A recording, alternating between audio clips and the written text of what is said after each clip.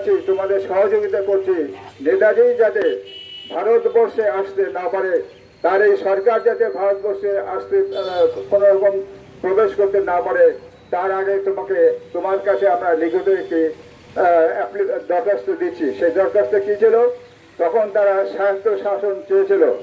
যে অবস্থায় চলছে, তোমরা ভারতবর্ষের স্বায়ত্ত শাসন জাতীয় কংগ্রেসের উপরে ছেড়ে দাও আর তোমরা এখান থেকে চলে যাও, তা না হলে নেতাজি যদি ভারতবর্ষে আসে তোমাদেরও কিছু থাকবে না, জাতীয় কংগ্রেসেরও কিছু থাকবে না।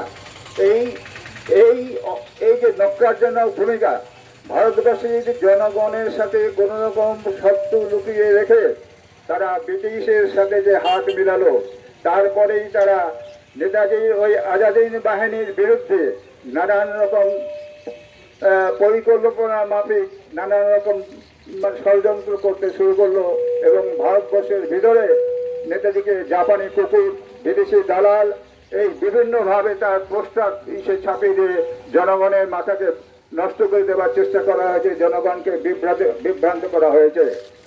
তাকেও অদম্য স্বাধীনতা পিপাসী, বিশ্বের মুক্তিকামী মানুষের মহান নেতা, বিশ্ব মানবতার শ্রেষ্ঠ নিদর্শন, অপসকামী সংগ্রামী নেতা নেতাজি সুভাষচন্দ্র ও সমস্ত দিকে ভ্রুক্ষেপ না করে ইংরেজ মার্কিন শক্তির বিরুদ্ধে যুদ্ধ ঘোষণা করলেন 40,000 আজাদিন বাহিনীর সেনাদের নিয়ে।